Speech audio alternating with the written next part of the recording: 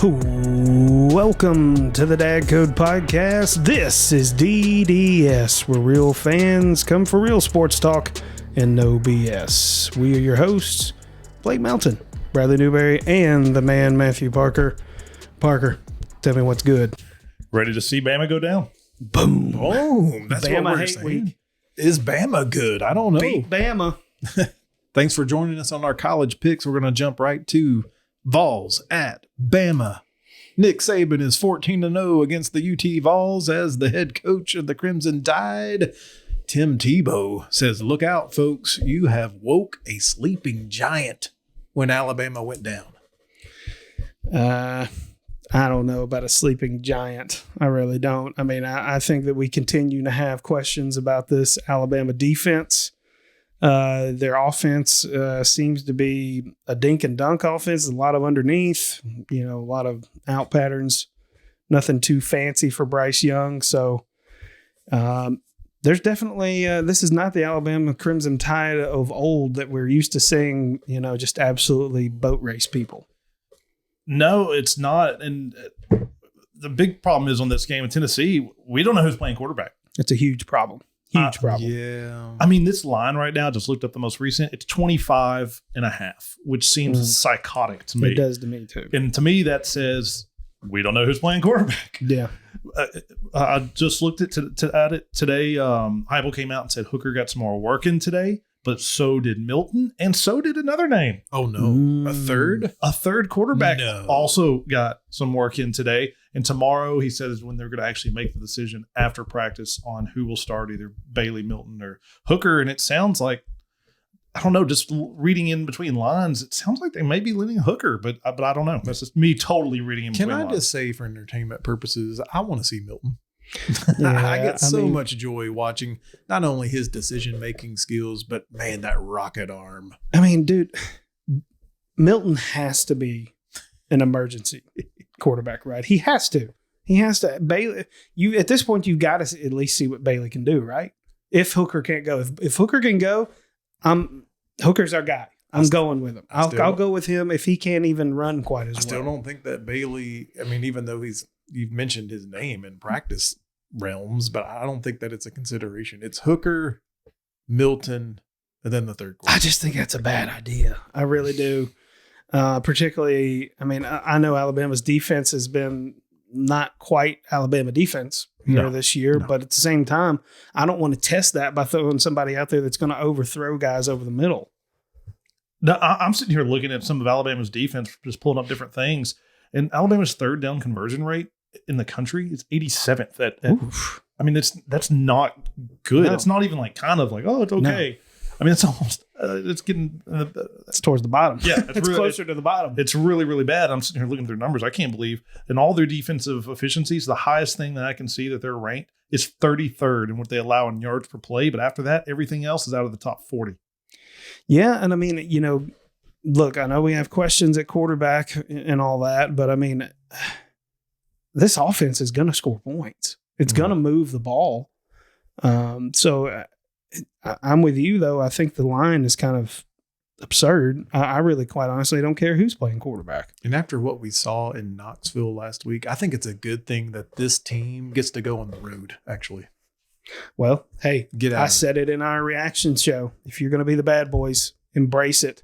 Go down there with an attitude. That's a good thought, though. I'm glad it isn't at home. I haven't really thought about that. And, me too. And that's good. Yeah, good to let things simmer down a little bit.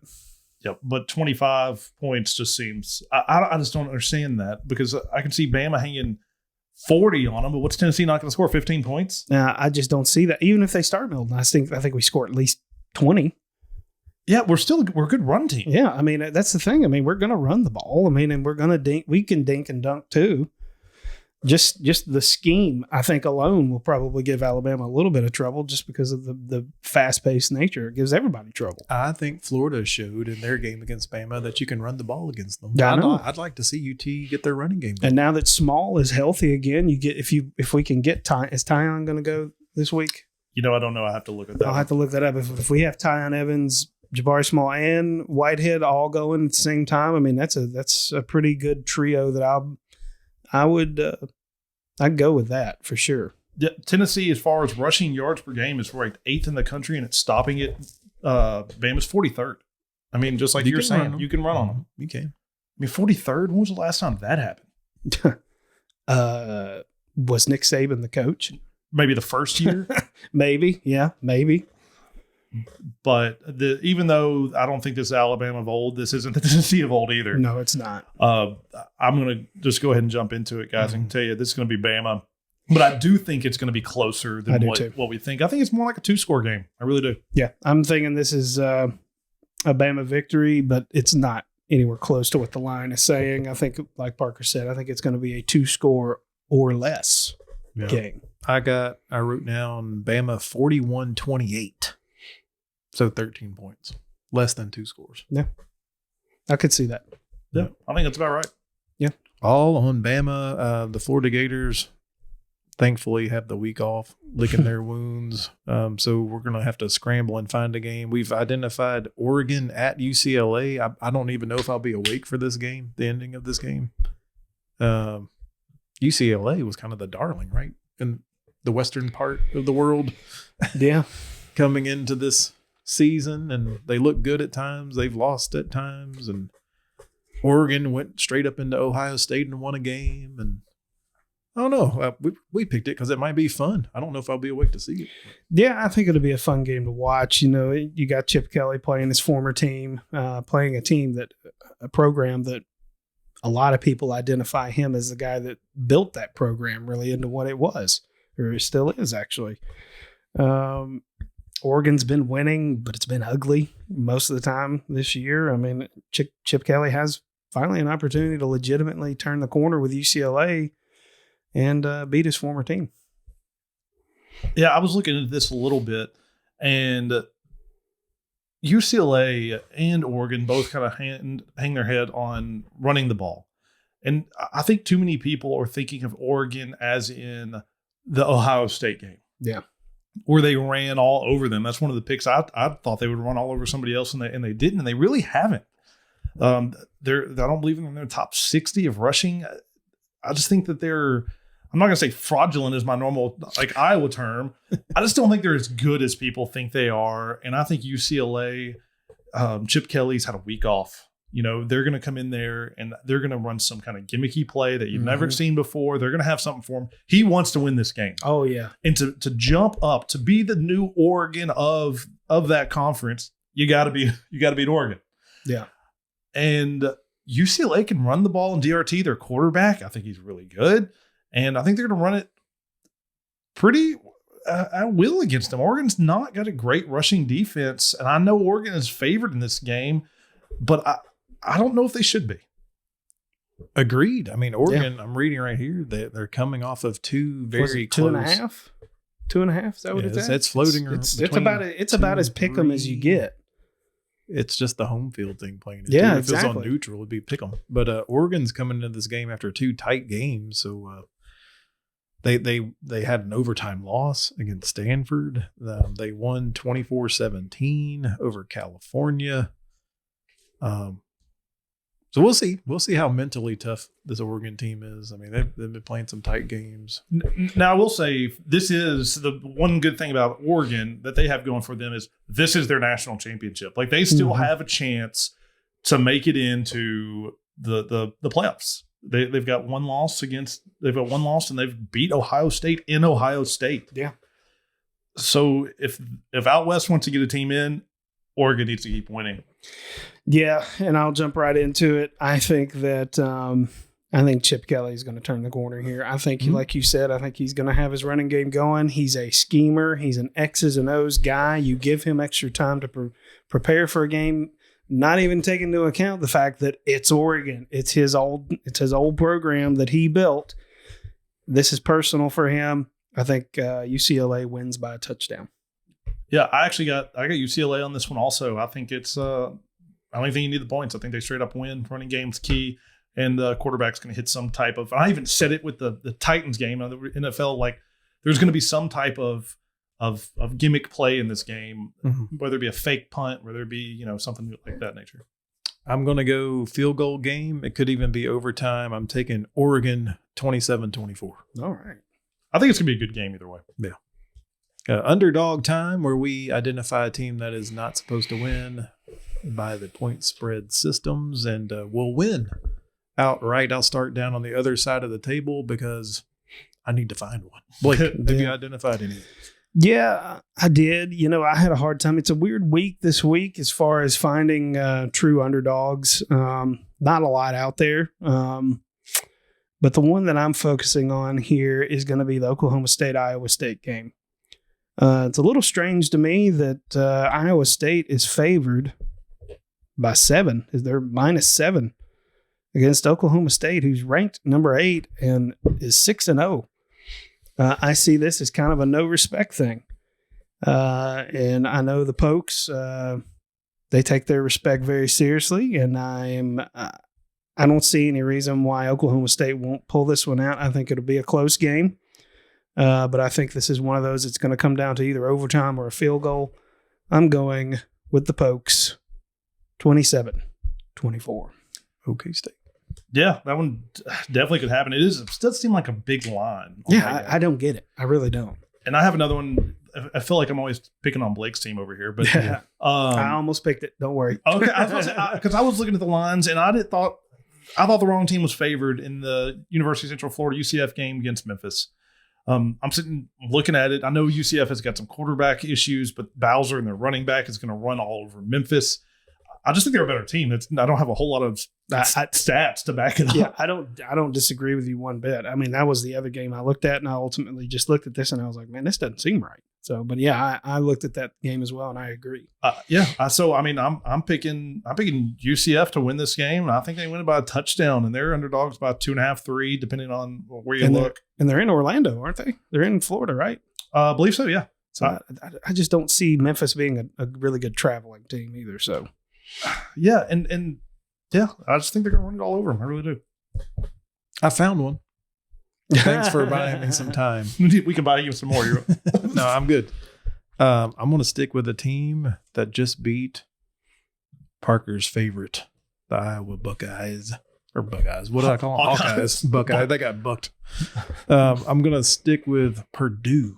I'm going Purdue. As a home underdog, they are getting 3 points against Wisconsin. Can they just keep stacking wins is going to be what's at hand here for Purdue. Purdue, I'm surprised I even saw this as I was over here and you were buying me some time. I like it that they're at home. I like it that there should be momentum coming off of beating the number 2 team. Yeah. In college football, I'll take it. Wisconsin's only 3-3. It's probably a very disappointing 3-3. Yeah, they opened as a top 10 team. They did, and just got lost, and they can't score. Yeah, I mean, if they score 14 points, it's an offensive juggernaut game for them. Yeah.